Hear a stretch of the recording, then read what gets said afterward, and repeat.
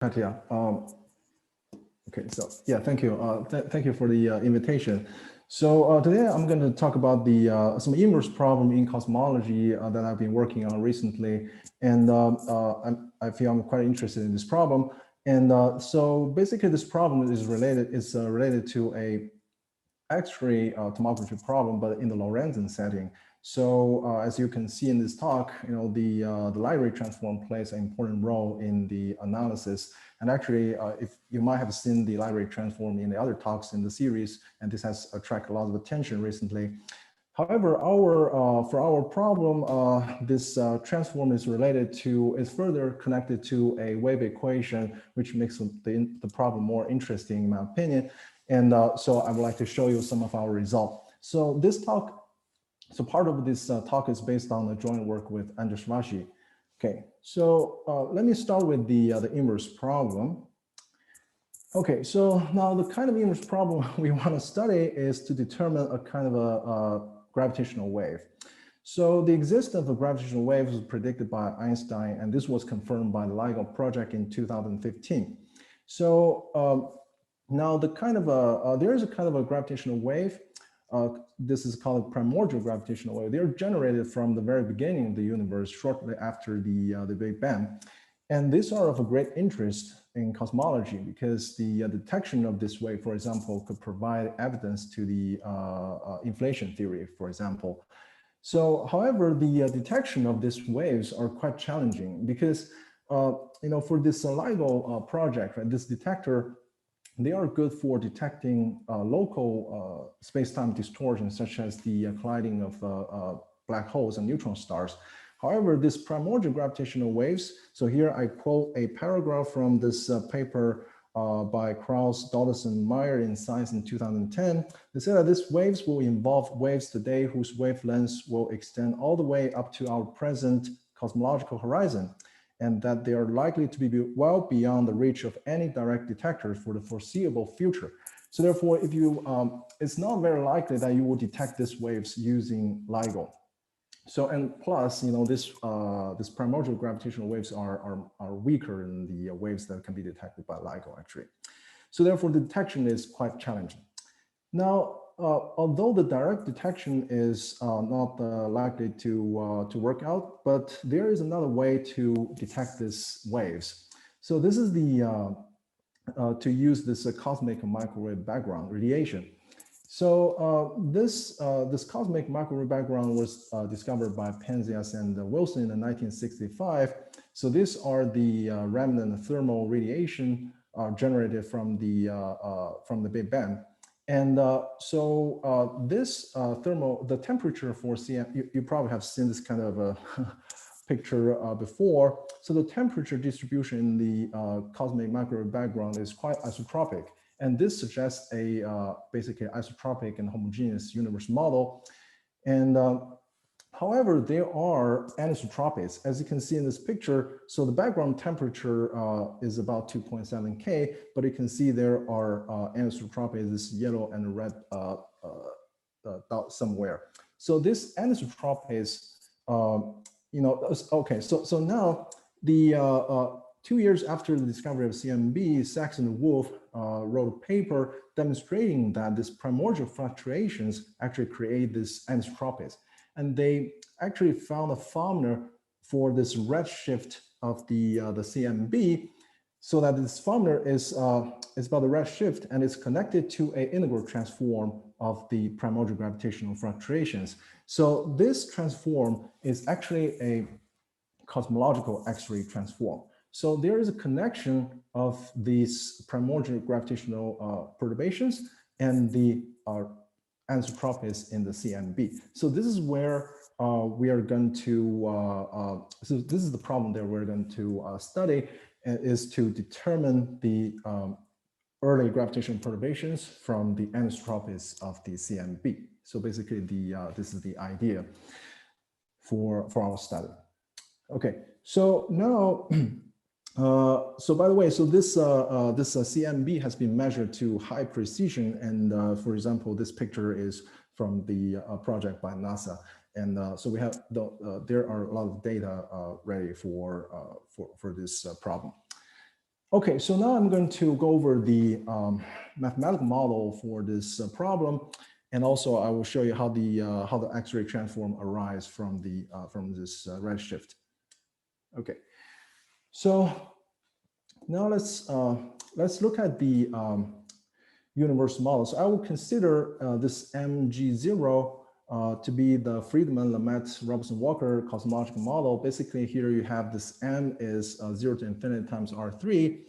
And then you have a Lorentzian metric on this M, which is minus dt squared plus R squared T dy squared.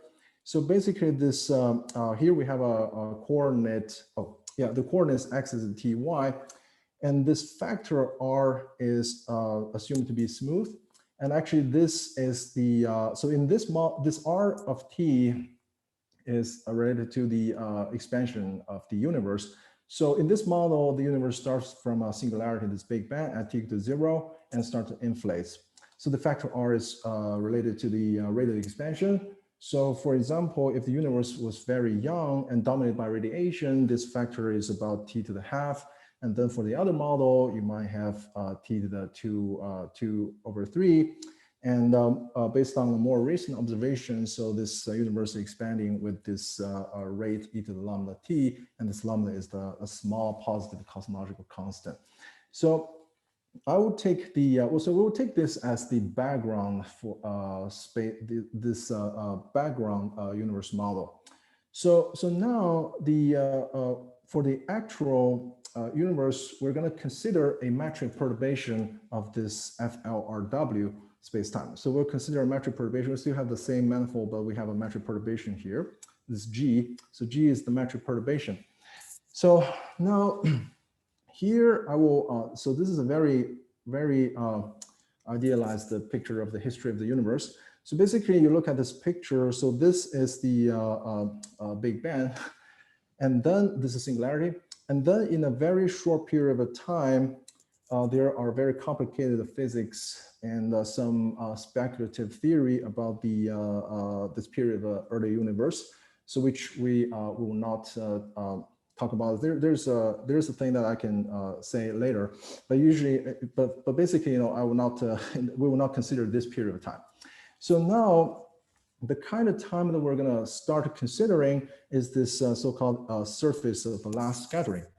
So this is the space and time. So when the photons are formed, when the universe starts to cool down and photons are formed, and then they stop interacting with each other. So from this time, they will travel freely in the space-time until they reach the this space and time, which is where we observe the CMB. So basically, this part is where we're going to study. So we assume that the photon stop interacting at this surface of last scattering, and they travel freely in space-time. So therefore, here I have some notations for that. Is this is the surface of last scattering S0, and this S is the surface where we'll make the observation. So this is where we got a CMB. And so the photon trajectories are this gamma t, which are like geodesics, and so they will start from this point, and they will travel and at this point here. So this is a line like geodesic or non-geodesic for that this Lorentz metric G. Okay, so this is the basic picture we want to consider, and basically we want to study the metric perturbations in this space-time, including the metric perturbation on this surface of last scattering. Okay, so now let's see, how do we get the CMB? So let's see. So now you start to look at the energy of the photon, including the energy at the initial energy at the surface of last scattering. So now we're going to consider a observer, which is so moving in the direction dt. This is a vector field, and the trajectory will give you the observer. So so by the way, so here usually for we will assume that we will make all the observation of the CMB on this whole surface as I call it S here. So we will make the observation everywhere. Of course, in practical So in practice, you can only observe this CMB along the trajectory in a neighborhood of one observer. So for this talk, I will assume that we have all the observations. So now you can compute the energy of the photon at the surface of last scattering. So the E0, which is G of gamma dot 0 and beta. And then you can also compute the energy received by the observer at this S, and this is equal to G of gamma dot tau 0 and beta. So this tau 0 is so that this gamma tau 0 is on the surface. So now the redshift is defined by this quantity here. So this R is equal to E0 minus E divided by E. So this is the redshift. So so far you don't see the cosmological actually transform, but this will show up if you consider the linearization of this redshift. So now here this is this is derived in Sachs-Wolf's paper, but I will follow a approach in a recent paper by Lasses, Oksanen, Stefan, and Woman. So I will consider the metric perturbation G to be a one parameter family of metrics G epsilon, which depends on the small parameter epsilon. So here, we will assume that this is smooth family of metrics, and so we have this expansion for epsilon small. So G0, which is the background FLRW metric, and then you have the metric perturbation G1 and some higher order terms. So I will assume that we have this family, one parameter family of metrics. And then we consider the linearization term for this redshift R. And now you can do the calculation. So if you do the calculation, you'll find this the epsilon R epsilon restricted to epsilon to 0, the linearization term. You will get this transform right here. Okay, so let's take a look at this transform. So first of all, this xg0, so this is the cosmological X-ray transform here. So I will explain in a minute. Now, what's inside this transform, you get G1. So this is the linearization term in the metric. And then you have this factor R. So here you get a R to the -2. So this R is a scale factor. So in this work, we'll assume that R is known. We do not determine this R. So this R, this expanding factor is known. So this is known. And then you have the Lie derivative of this vector field R times beta, beta is dt. So we have this Lie derivative here, and then you multiply by R. So basically this R is something is known, and you have a Lie derivative here. So the only unknown is this G1. So this metric perturbation. And so now, okay, so now this is inside this transform, and this X, okay, so now this factor here, of course, is just a number.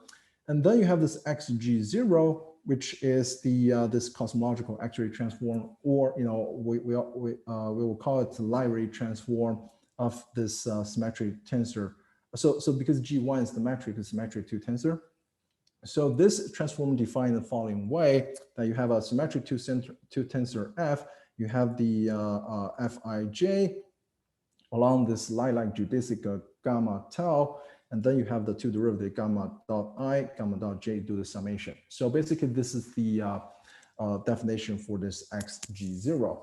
So you see, if you compare this with the geodesic ray transform on this Lorentzian manifold, you see here we only consider the so this gamma, which is light-like geodesic. That means the gamma dot. So this G of gamma dot is equal to 0. So these are light-like geodesic. In the usual, geodesic ray transform problem, you would assume that you have all the geodesic gamma. So here, this is can be regarded as sort of a restricted geodesic ray transform on this Lorentzian manifold. So therefore, you see, so basically from the linearization of the redshift, we arrive at this transform. From a mathematical point of view, we can pretty much ignore those R factors and this Lie derivative and just look at this transform. Okay, so this is the how we get the cosmological X-ray transform, Linearization transform from the CMB. Okay, so now let's see. So, okay, so now this, all right. So now this formula right here, this formula right here, the linearization of the redshift is essentially the so-called Sachs-Wolfe effects in cosmology. And actually, this is derived by, essentially, this is derived by Sachs-Wolfe in the 1967 paper. But here, like I said, I follow the approach in this paper by Lasas, Oksana, and Stefan Woolman, okay, in 2018. Okay, so, all right. So, all right, so now before we actually consider that primordial gravitational wave problem, I would like to consider the following tomography problem for a moment, just to explain, what is the difficulty in this problem. So if you forget about the, before we assume that the G represents the gravitation, this primordial gravitational wave. But here, let's assume that G is just a family of a matrix. And then we derive from the redshift of this transform. So it makes sense to study the tomography problem that to determine G1 or some information of G1 from this transform 1. So this is just the tomography problem. So now in this case, you can think that the G epsilon could represent some interesting astrophysical phenomena, such as cosmic strings and domain walls, etc. And actually, this is what studied in this paper, Lasas, Oksana, and Stefan Woolman. So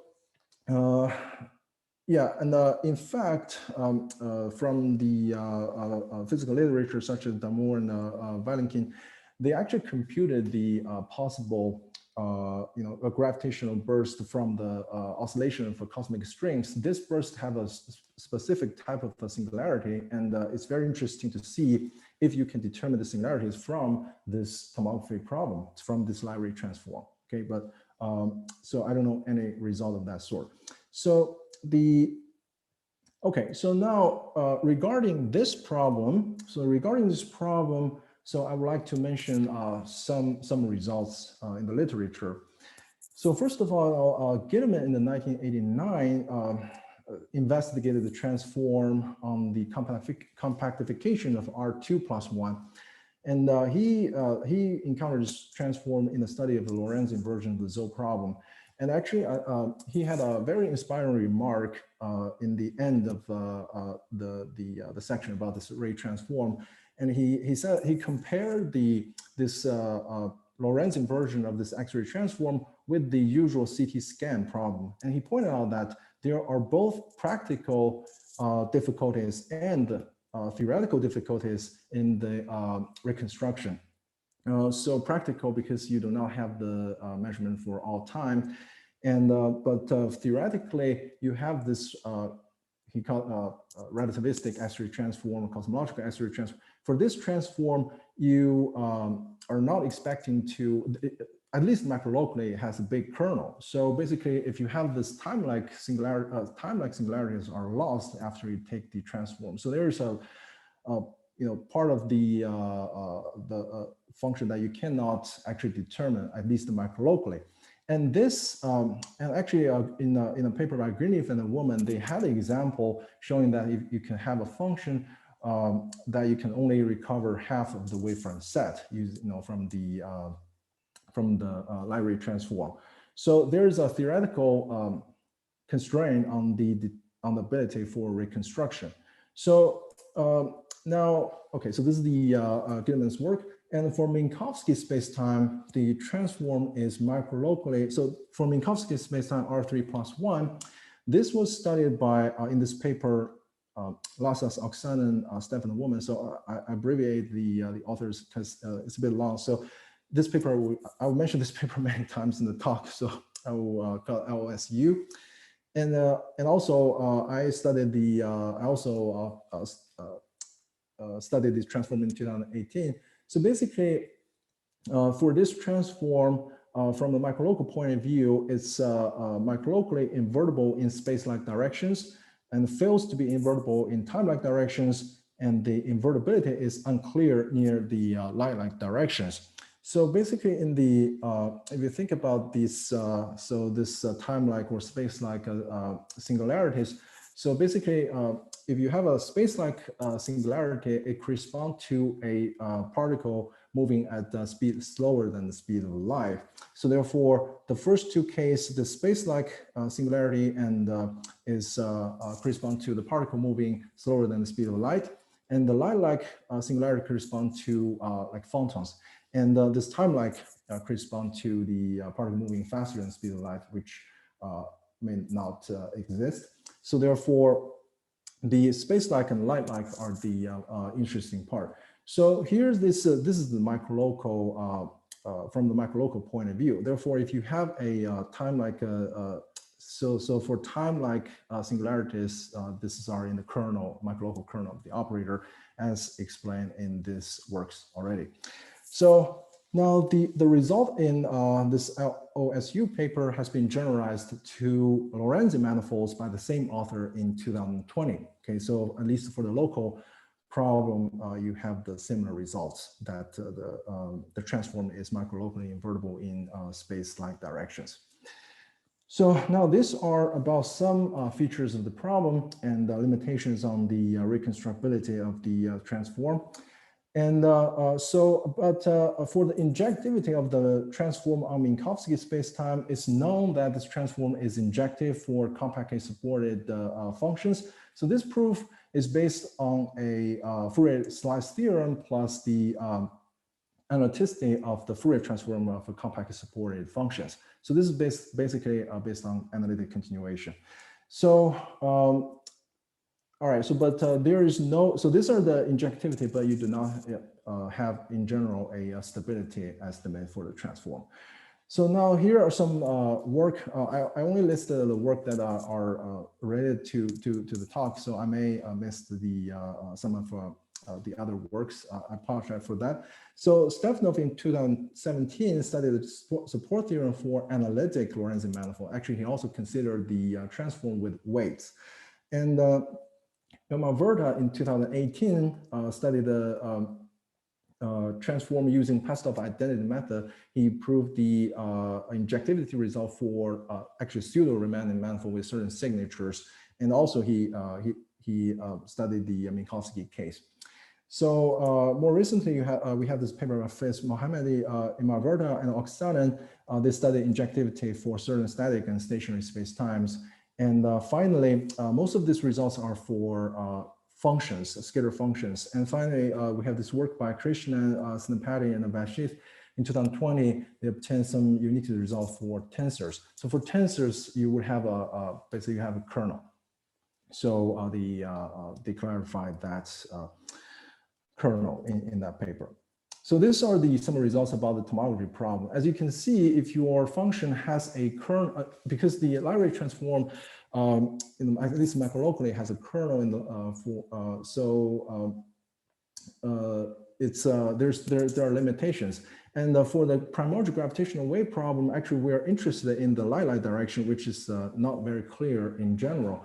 So now that's what we're gonna study next, is to study this inverse Sachs-Wolf problem.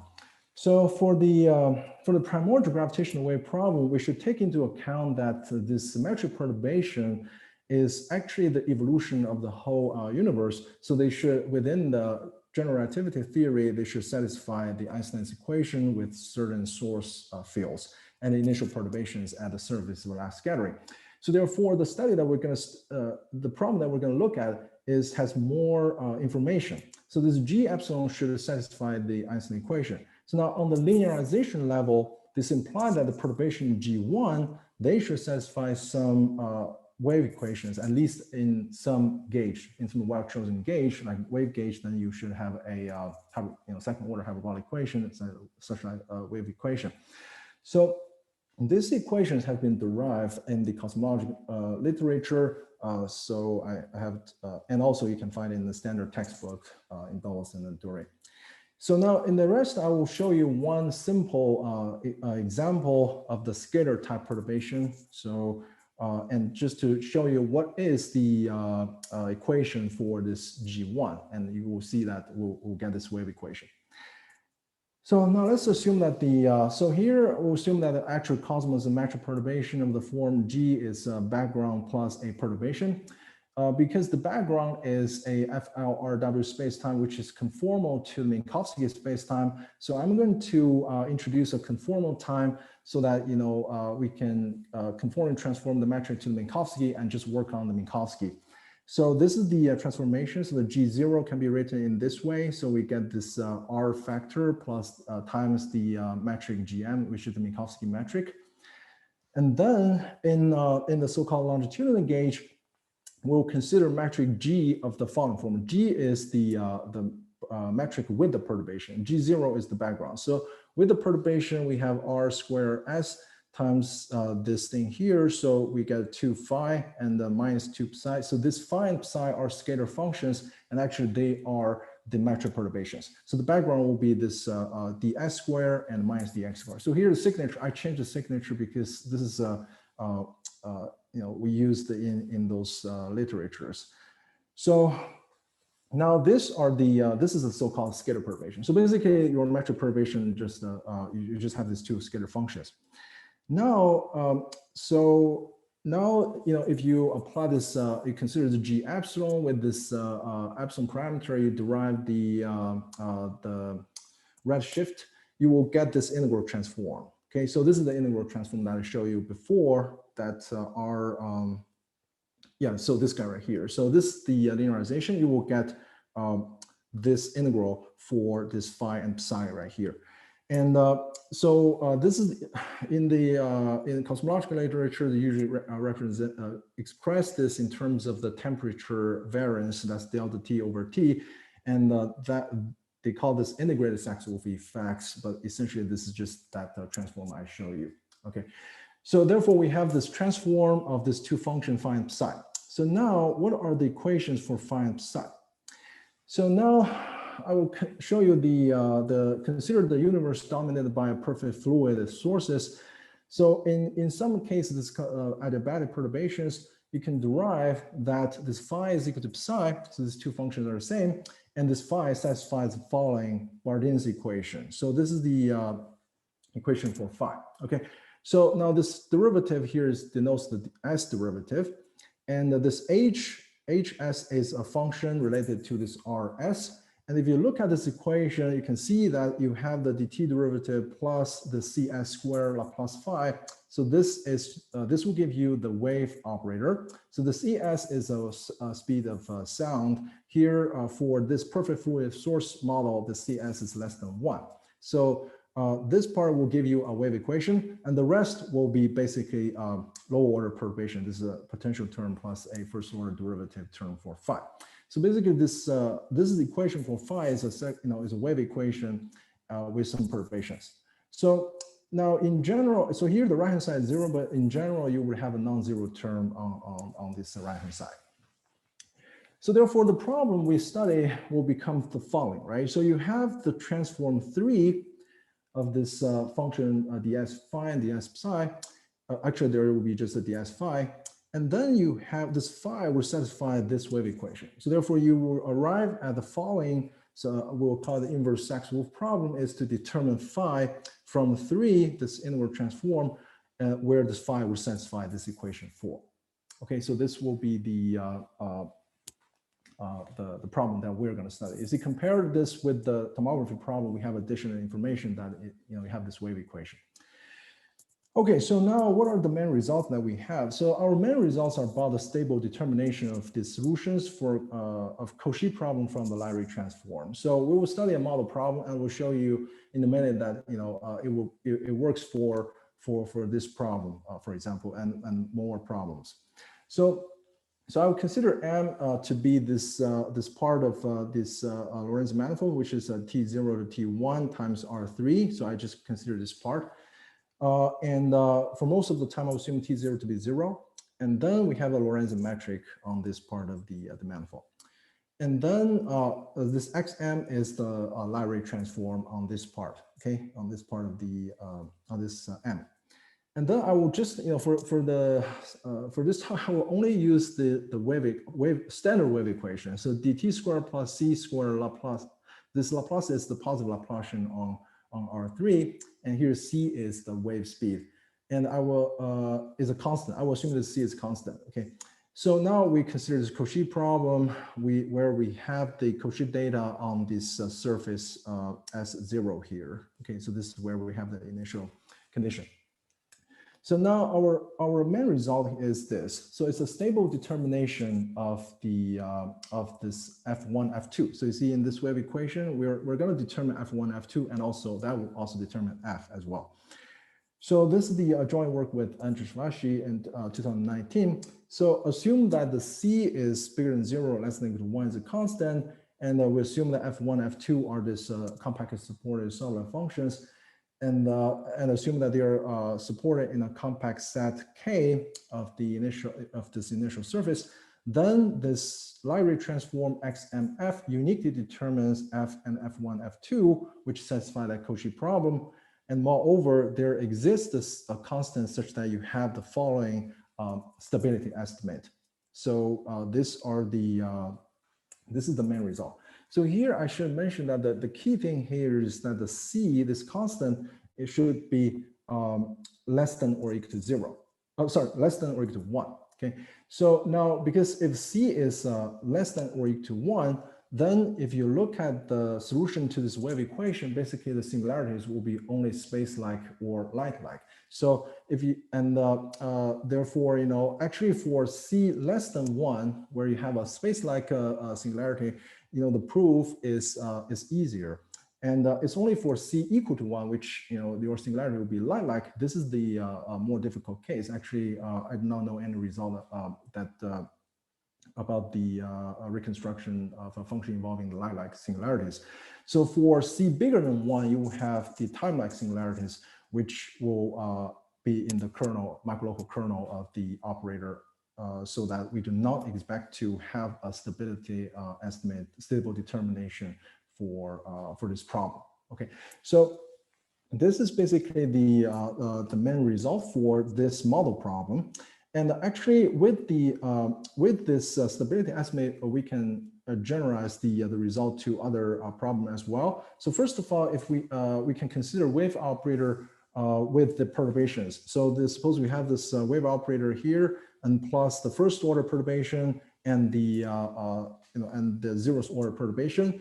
Then we will have the same result, stable determination results. And here the restriction is that the P1 should have a real value of smooth coefficient. And so now this result would particularly apply to this problem right here, because this equation right here satisfies the assumption. So for this problem, we can give a positive answer. Now and also we can generalize the result to small metric perturbation. So we assume that we have a Minkowski metric plus a small metric perturbation H, and this H satisfy the following two assumptions: that, you know, this is symmetric to tensor, and it's a small in a certain regularity. So then we will have the unique determination with the stability estimate. So I would like to remark that for small metric perturbations, this is smooth perturbation, not necessarily analytic. For analytic perturbations, in Stefanov's work, you can get the injectivity of the transform, but you do not have the stability estimate. And here we consider smooth perturbations, and we have the stability estimate as well. So we basically have the same results. And of course, we have the restriction that these F and the F1, F2, they are solutions of this Cauchy problem. Okay, so we have more information. Okay, so that is the main result. So I'm a bit slow today. So okay, so all right, so maybe I'll talk about the other interesting problems near the end of the talk. So I'll skip this. And so I will talk about the how do we get these results. Okay, so the proofs, and actually I'm going to talk about two proofs for the theorem. Okay, so now basically the idea of the proofs are somewhat similar. So the idea is this, right? So you have the Cauchy problem, and you can represent the solution in the following way. So U is E1 F1 plus E2 F2. These are fundamental solutions. And now if you apply the Linear transform, you will have this XMU, which is XME1 and XME2.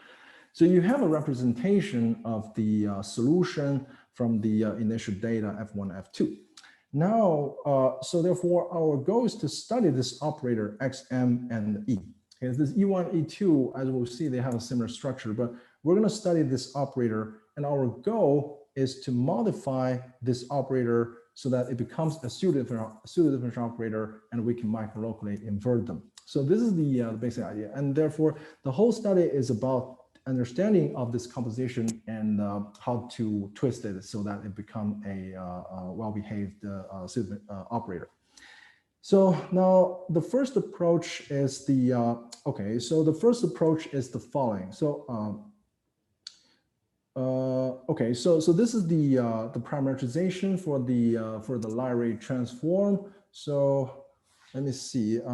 Okay, so let me start with the first approach because I use this very simple, standard wave equation and plus the Minkowski spacetimes because I want to show you some of because the formulas of these operators are very explicit, so I can show you some of the calculation that you can see, you can see more, I hope. So therefore, for the Linear transform, we're going to parameterize the light rays using the surface at t0. So you choose a point, and you choose a so you choose a point t0. Sorry, let me do this. So basically, we parameterize the light ray on this surface as 0 here. And then for any point, you consider the direction on this S0. This will be this V, which is in S2. And then the light-like vector will be here. So this is, I think I denote by theta, which is 1 and V. So this is the light-like vector. And then you would have a light ray in this direction. So that will be this gamma tau. So I parameterize this light rays on this S0. And the set C is equal to R3 times S2, because that's the, you have the position for every point X on S0, you have a direction, and you have the parameterization. And we will use this parameterization for the Linear transform. So because the parameterization for Linear transform is not unique, and if you change it, it will, because the Linear transform is not preserved under conformal transformation. So if you change the parameterization, there might be a factor in the transform. So, but this is the transform. And then for the Cauchy problem, so in general, if you consider a wave operator here, for the Cauchy problem, you have a parametric construction. This is this works for general strictly hyperbolic equations by the work of Duisma and Homander. They have these parametrics. But for our, for this particular problem, you can write down the solution quite explicitly. So actually, in the next slides, I can, write down the solution in terms of some reparameterized the Cauchy data H1, H2, which are given here. So these are the Fourier expressed in terms of Fourier transform. And then you can write down this E plus E minus in the following, oscillatory integral as an oscillator integral. Okay, so basically you have the very explicit formula for this case, but in general, you will work with certain FIOs or oscillator integrals. So now let's look at the composition, this Linear transform and this operator E plus minus. So I'll be looking at the C equal to 1 because C less than 1, you do not need to do this. You can use the result of Lassas, Oksana, and Stefano Woman to for those space-like directions. So here is C equal to 1, which corresponds to line-like direction. So now our idea is the following. So here you see, if you look at this xm, right? So after you take the xm, you will get a function on R3 times S2. So now what we do is we want to, and this E plus minus are actually an operator from R3 to basically R3, R4. So therefore, when we compose this operator, we want to get a operator from R3 to R3. And so we will integrate out this variable in this S2. So therefore, we will take this operator I5, which is integration operator on this C infinity R3 times S2. So we integrate out this V variable. And therefore, we will get a function on R3. So now this is the phi here is a weight. So now you can choose some weight to adjust this operator. And actually we'll choose this weight later. So then we will consider this composition I phi composed with xm and this e plus minus. So now this will be an operator from S0 to C infinity S0 to C infinity S0. Okay. Now the key thing is the following result. Okay. So we want to show that this operator here is a pseudo-dimensional operator, but actually it's not quite that. And we need to further twist this operator a little bit so that it will behave like a pseudo-dimensional operator. And this twist is that we need to introduce a smooth cutoff function, and we will put the smooth cutoff function here. So let me explain what is the smooth cutoff function. So remember that we're doing this in this from time t0 to t1. And here I want to introduce a smooth cutoff function, which is supported away from these two boundaries, this S and S0. We're going to stay away from this boundary. So this chi epsilon will be only supported here. So now, with the help of this chi epsilon, we can show that this operator I phi xm and with this e plus minus, this is a pseudo-differential operator of order -1. Okay, so this so now this is the result. Of course, first we prove this, and later we will because eventually we're going to do this from t0 to t1, so we have some other method to deal with this characteristic function instead of this kind of function. So let me see. Yeah, I'm a bit short in time. So, okay. So let me briefly show you, why we need this chi epsilon. I think this is kind of important. So so basically using those oscillator integral representation of both this xm and this e plus minus, you can write down the Schwarz kernel of this composition operator k plus minus. Okay, so you can write this down, and it looks like this. Okay, it looks like this. And then what you do is you can integrate for this particular phase function, and that you can integrate out certain variables so that basically for certain variables, this phase function is non-degenerate, and you can apply a stationary phase argument to simplify this kernel. So now if you do that, eventually you will arrive at a integral. This is the Schwarz kernel, and the Schwarz kernel looks like this with a k plus c here. So this looks like a pseudo-differential operator, provided that if this k plus is a symbol. So now this k plus can be represented in the following way. Now this is where you're going to see this chi epsilon, this cutoff function. So see, for this symbol, actually you will have an integral involving t to the -1 and some other function here times this chi epsilon t. Now this integral will be from 0 to t1. Now, if you do not have this chi epsilon here, your integral will be singular here at this point, at the 0, this will be singular. So, and also for the other, this is one piece in k plus, and the other piece in k plus, you will have either the 2it c, and then times the same similar factor, and then times this chi epsilon t. So basically this, if you to show that this is a symbol, with this chi epsilon t here, you can do integral part. You can see that this is a symbol of order infinity, minus infinity. But if you do not have this chi epsilon, then you will, when you do the integration by part, first of all, you have a singularity at t to the -1. And also, even if you can avoid the singularity, say if you do it from epsilon to t1, you will still collect the after you do the integral part, you will have the boundary term. So therefore, with this chi epsilon, we can relatively easy to see that this is a pseudo-differential operator. But without this thing, we need to do more. And actually, in the case if you replace this by a characteristic function, then we need to we will get some other FIOs of a canonical graph type as a result of the integration from this epsilon to t1. So. But luckily, we can handle those operators because they are lower order terms. So, but essentially, it's a pseudo-efficient operator plus some FIOs, but we can handle. So now this is the key part of the analysis to understand this composition with this integration operator.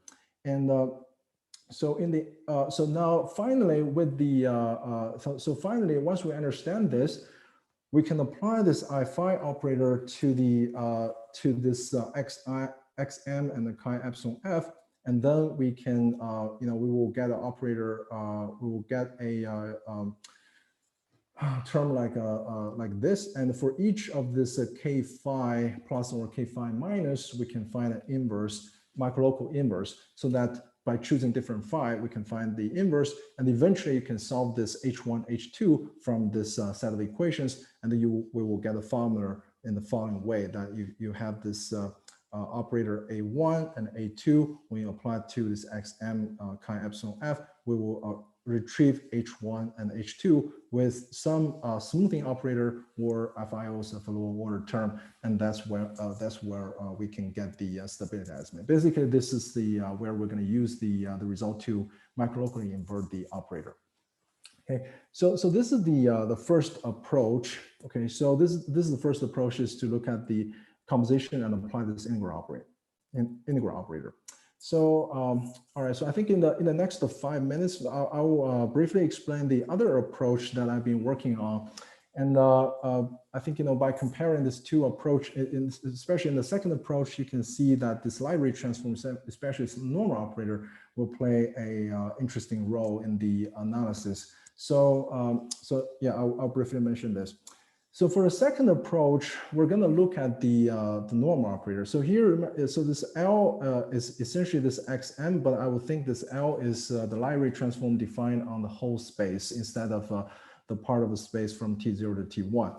So now basically in the second approach, we're going to look at the normal operator. So they're going to LE, and then you apply the back projection E star and L star. And this E is again those parametrics for or fundamental solution for the wave operator. And so now this is a natural object to look at. However, the operator is not good as it is. And we need to, again, fine tune this operator so it becomes a pseudo-differential operator on the S0. So now the way that we look at this operator is the following. So first we will look at this normal operator L star L, which is normal operator for this library transform. And then we compose it with this E and E star. So now the issue is this. So now if you look at this normal operator L star L, now we need to, the way that we modify this operator is to add two characteristic functions. So for this problem, I will, originally we studied the problem from T0 to T1, but because when you solve the Cauchy problem or the library transform, they can be extended to a larger manifold, say T here. Now here, what I'm going to do is I first consider, the solution U I have is from T0 to T1 here. Therefore, I have a characteristic function from T0 to T1.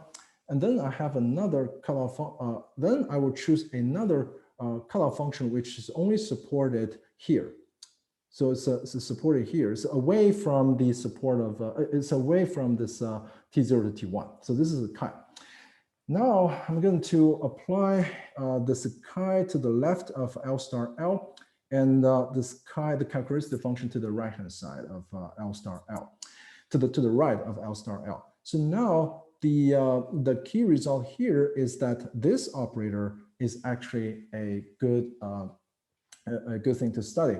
So now with the help of these two functions, now we can prove that this operator here, chi L star L, with this characteristic function applied to this E plus minus, is a elliptic Fourier operator. So this is a Fourier operator on this larger manifold N here to this from S0 to N.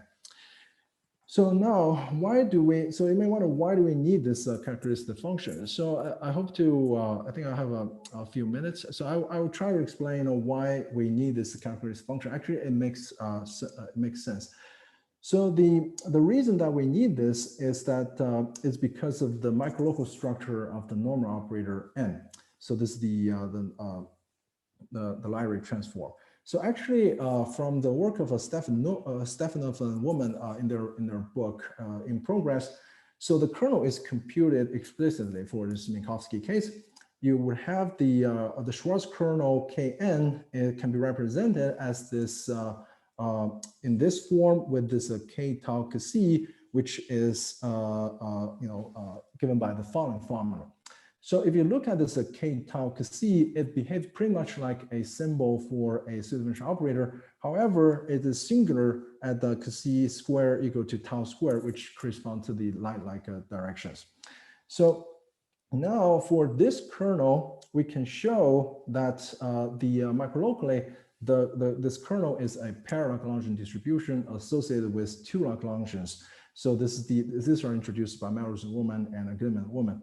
So this is the result that I got in 2018, is that there are two Lagrangians. First Lagrangian is the quorum bundle to the diagonal, and the second Lagrangian is the flow out of lambda 0 under the Hamiltonian vector field HF, with this F is the metric function. So basically, you can show that this normal operator N belongs to this class I to the minus n over 2, n over 2 minus 1, is a para-Lagrangian distribution associated with two Lagrangian lambda 0 and lambda 1.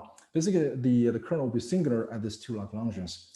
And these two Lagrangians intersect cleanly, and so the principal symbols can be computed explicitly. So I did this for n equal to 3 for the tensor case using the formula in this Lassas Oksana and Stefan Woman paper, but this can be generalized to higher dimensions using the general formula. Now okay, so now we have this two Lagrangian. Now I can explain why we actually need these two cutoff functions. So the reason that we need these two cutoff functions is the following. So with the two cutoff function, because the support are destroying, actually when you look at this operator chi n and this chi t0 t1, suppose this is another smooth cutoff function, then you are actually looking at the kernel on the flow out Lagrangian. You only look at the this para-Lagrangian, but you only look at the kernel away from the diagonal. So therefore, this will be a FIO associated with the lambda 1, this flow out Lagrangian. So now you can. So now the second step, now this is a well-defined operator here. Now when you do the composition with the E, you actually can use the clean FIO calculus to show that this composition will give you an FIO of a certain order here. And finally, when the third step is that once this is an FIO, and then when you do the other composition with the E star, you will get the finally you can use clean FIO calculus again to show that you will get a pseudo-dimensional operator out of this. So that is the why we need this two characteristic function. So without this characteristic function, there is an issue because for this para-Lagrangian distribution, you have two symbols, one on lambda 0 and one on lambda 1. However, the symbol on lambda 1 is actually singular at lambda 0. So now when you do this composition with this parametric E, you are actually using, because it's clean, you can do this formulae using this clean FIO calculus, and then you're going to integrate the symbol along this bicharacteristics all the way up to the lambda 0 to the diagonal. And that, because the symbol is singular, the certain integral will be singular. And that's why when you do this calculation, you can do this calculation explicitly using oscillator representation, but you will see some, without this kind of characteristic functions, you will find the certain integral will be singular. So with this thing, now we can, this is the second approach that you can actually get a well-defined operator, and the rest will be very similar when you get the, when you try to invert this operator microlocally. Okay, so I think I'm running out of time, yeah, so let me see. Yeah, okay, I think I'll stop here. Yeah, thank you very much. Thank you very much, Ram. Thank you very much for the great talk. Are there any questions or comments, please?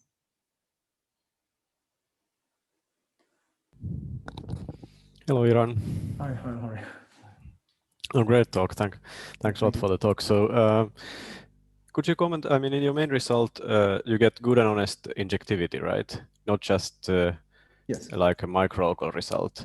Right. So how do you do the uniqueness part? Oh yeah, so actually, so the uniqueness part is, let me see, where is the main result? Okay, sorry.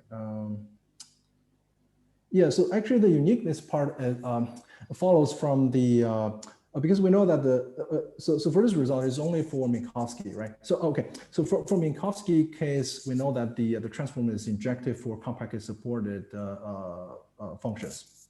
Sure, yeah. Yeah, so basically I use that because our function will be supported from T0 to T1, it's compactly supported in time.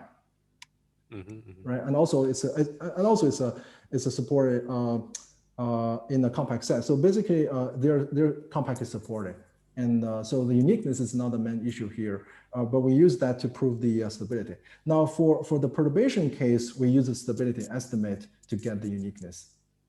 Right, yes. Right. Okay. Yeah. Thanks. Yep. Yeah. Sure. Thank you. Thank you. Are there any other questions or comments, please?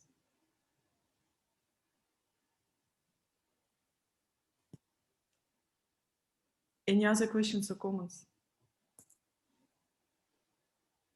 Okay, Yiran, you mentioned that you have some other interesting problems. Could you? Oh yeah. Oh, okay. So if I had time, I would definitely like to talk about the interesting problems. So the yeah, so here we consider the Cauchy problem, but there are several interesting problems that I want to consider. So first, the first one is the source problem. So that you consider the wave equation with the source instead of a Cauchy problem. So the reason that this is interesting is because if you look at this Bardian's equation in this inverse problem, so the right-hand side, I said, for certain model, the right-hand side is 0, but in general, it's not 0. It's associated with some entropy perturbation, for example, and sometimes it's related to the metric perturbation. And therefore, it's desirable to understand, what happens if you have a source term in the equation, can you get a similar result? And actually, in the end of the talk, I don't have time to go over that, but so we can actually say something, if F has like a space-like singularity only. For light-like, I'm not so sure. So that's something to be studied. And another one is the metric perturbation. Of course, this is more interesting because, and actually this is ongoing work with Andrzej Mashi. And for this, we will study the, so in this talk, I only consider scalar perturbation. So here, the metric perturbation is the scalar perturbation. But of course, you should consider the metric perturbation, the true tensor perturbation of the problem. And then you will arrive at this transform for two tensors. And also the tensor would satisfy, the tensor would satisfy a linearized Einstein ordered equation. That's the equation that we consider there. So for this problem, there is a big kernel if you just consider tomography problem, there is a kernel. But with this, the question is now with this Einstein's equation, linearized Einstein equation, is it possible that the kernel will become smaller? And so is there more we can say? So there is another one. And so there's another problem that I want to mention is the kinetic equation. So when we for the problem that I talked about today is only for we only consider the space-time after the surface velocity scattering, so the photon are just travel freely in space-time. So basically, we ignore all the photon interactions. But before that surface velocity scattering, actually there is a time where you can, the Thomson, for example, photon scattering plays an important role. So that's the Thomson scattering. And therefore, you should replace the model by the following Boltzmann equation with the attenuation and scattering kernel. And then you would have a source term, and the source term is actually related to the metric perturbation. So this source term is actually related to source perturbation, metric perturbation. And therefore, your goal is to look at this equation and to determine the source term from the measurement at the t equal to this capital T, where you made the observation. And this problem, of course, has been studied a lot in the literature. I saw some paper, recent paper by Yamamoto and also Klebanov by using the Karman's estimate to obtain the some uniqueness result and also stability result. But here, maybe I think this can be studied using the Lyrae transform as well. So basically, this is where you can go beyond the surface Laplace scattering. So where is it? Sorry. Yeah, this is where you can go beyond the surface Laplace scattering and enter the early universe using this model. Yeah.